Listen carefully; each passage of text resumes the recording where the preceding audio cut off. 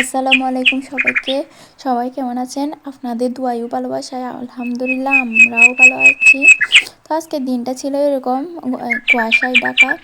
তো সারাদিন একটু রোদও ওঠে নাই, তো অনেকটা মেঘলা দিনের মতো। আজকে আমার আপনাদের সাথে পাঙ্গাস মাছের রেসিপি শেয়ার করবে। তো অনেকেই তো জানেন পাঙ্গাস মাছ তেমন কেউ খেতে পছন্দ করে না। আজকে রেসিপিটা ফলো করলে দেখবেন খেতে অনেকটা ভালো লাগবে পাঙ্গাস মাছটা। তো পাঙ্গাস এখানে আমার আম্মু কয়েকটা মাছের পিস নিয়ে নিয়েছে, এটা ম্যারিনেট করে রাখবে। এখন এখানে লবণ দিচ্ছে পরিমাণ মতো। এখানে আমার আম্মু হাফ চা চামচ ব্যবহার করছে, হাফ চা চামচ হলুদের গুঁড়া। তো মাছের যে একটা কাঁচা গন্ধ থাকে এটা চলে যাওয়ার জন্য আমার আম্মু লেবু ব্যবহার করবে। তো এখানে আমার আম্মু একটু লেবু রস দিয়ে দিচ্ছে। লেবু রস দিয়ে দিলে মাছের কাঁচা গন্ধটা আর থাকে না। তো এখন এগুলো ভালোভাবে মিশিয়ে নিবে। ভালোভাবে মিশিয়ে কিছুক্ষণ রেখে দিবে এগুলো রেস্টের জন্য। তো ভালোভাবে মিশিয়ে নিচ্ছে। অপর দিকে আমার আম্মু মাছগুলো ভাজার জন্য একটা প্যান নিয়েছে, প্যানে পরিমাণ মতো তেল দিবে আর তেলগুলো ভালোভাবে গরম করে নেবে। তেল যদি ভালোভাবে গরম না করে তাহলে মাছগুলো নিচে লেগে যায়। তো তেল ভালোভাবে গরম করলে নিচে আর লাগে না, সহজে উঠে চলে আসে। তো আমার আম্মু একটা করে সব মাছ বেজে নিচ্ছে। তো মাছের এক পিঠ হয়ে গেছে, এখন অন্য পিঠটাও দিয়ে দিচ্ছে, উল্টিয়ে দিচ্ছে মাছগুলো একটা একটা করে। দেখতে পাচ্ছেন তেলগুলো গরম করার জন্য নিচে একটুও লাগে নাই, খুব সহজে উঠে আসছে। তো আমার আম্মু আস্তে আস্তে সবগুলো উল্টে দিবে। অনেকে তেল ভালোভাবে গরম না করে দিয়ে দেয় এবং উল্টানোর সময় মাছগুলো ছিঁড়ে যায়। তো তেলগুলো ভালোভাবে গরম করে দিলে মাছগুলো আর ছিঁড়ে না। এটা একটা একটা করে উল্টিয়ে দিচ্ছে। তো যারা নতুন আছেন তারা রেসিপিটা ফলো করতে পারেন, এই স্টাইলে রান্না করে দেখতে পারেন, অনেকটা ভালো লাগবে খেতে। এই তো আমার আম্মু সব মাছ উল্টে দিয়েছে। এখন এই পিঠে ভেজে তারপর তুলে নিবে একটা একটা করে। তো এই পিঠটাও ভেজে নিচ্ছে ভালোভাবে। আমাদের মাছ ভাজা হয়ে গেছে, এখন একটা একটা করে তুলে নিচ্ছে আমার আম্মু।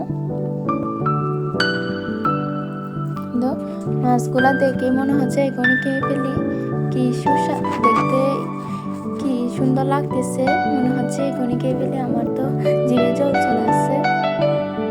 আর যারা মাছের তেল খেতে পছন্দ করেন আপনারা না বেছে রান্না করতে পারেন।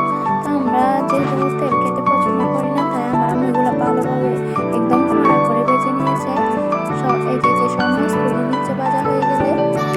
এইভাবে বাকি মাছগুলাও বেছে নিব। তো বাকি মাছগুলাও দিয়ে দিয়েছে ভাজার জন্য। তো মাছগুলা বেছে তুলে নিল সবগুলা। ভাজা হয়ে গেলে মাছ রান্নার জন্য এখন একটা হাঁড়িতে পরিমাণ মতো তেল দিবে।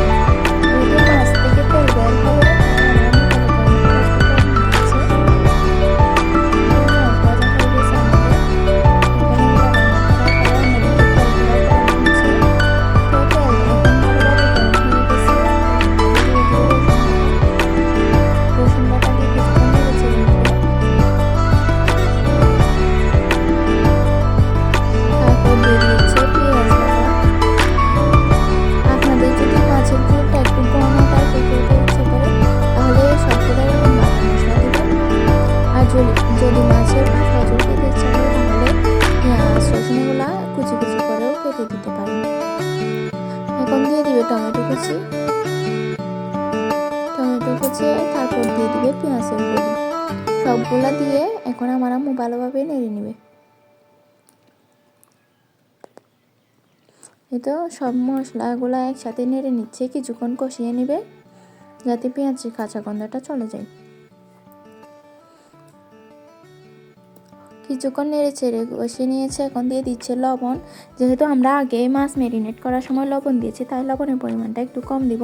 তারপর দিয়ে দিচ্ছে মরিচের গুঁড়া 2 টেবিল চামচ দিয়েছে। এখন হলুদের গুঁড়া দিচ্ছে 1 টেবিল চামচ, মশলার গুঁড়া দিবে 1 টেবিল চামচ। তো এখন এগুলো ভালোভাবে মিশিয়ে নিবে এবং কিছুক্ষণ কষিয়ে নিব। যে নিচে না লাগার জন্য হালকা একটু পানি ব্যবহার করব। তো পানি ব্যবহার করার পর কিছুক্ষণ ঢেকে দিব। ঢেকে দিয়ে কিছুক্ষণ কষিয়ে নিয়ে যদি তেল উপরে উঠে আসে তাহলে আমরা মাছগুলো দিয়ে দিব। এই যে দেখতে পাচ্ছেন তেলগুলো উপরে উঠে গেছে, তার মানে আমাদের রান্নাগুলো হয়ে গেছে। খুব সুন্দর করে কষিয়ে নিয়েছে। এখন কষা মশলাগুলোর মধ্যে এখন ভাজা মাছগুলো ঢেলে দিয়ে এখন ভালোভাবে মিশিয়ে নেবে। ভালোভাবে মিশিয়ে নিতে হবে যাতে মাছের ভিতর মশলাগুলো ঢুকে যায়, না হলে খেতে ভালো লাগে না। মশলাগুলো ঢুকলে একটু খেতে ভালো লাগে। তো এখন নেড়ে ছেড়ে নিবে,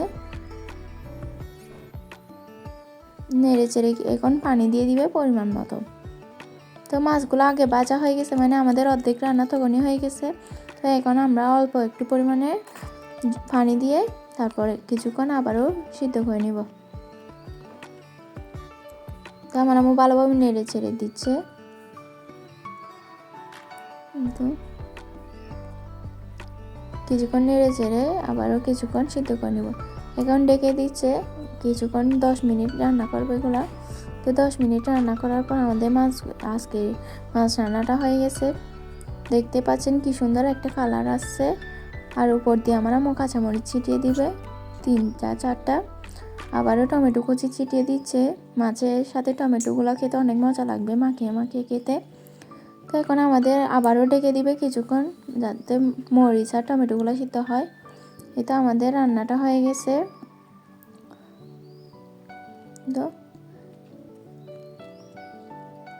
কিছুক্ষণ পর রান্না করার পর আবারও আমাদের রান্নাটা হয়ে গেছে। এখন উপর থেকে ধনিয়া পাতা ছিটিয়ে দিবে, এতে ধনিয়া পাতার ফ্লেভারটা অনেক সুন্দর আসে।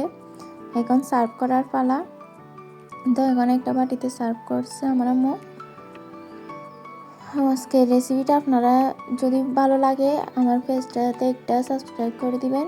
আর যদি আপনারা অবশ্যই ট্রাই করে দেখতে পারেন, এতে পাঙ্গাস মাছটা খেতে অনেক ভালো লাগবে। দেখতে যেমন সুস্বাদু হয়েছে, খেতে আরও মজা হয়েছে। তো আজকে এই পর্যন্ত। আসসালামু আলাইকুম সবাই।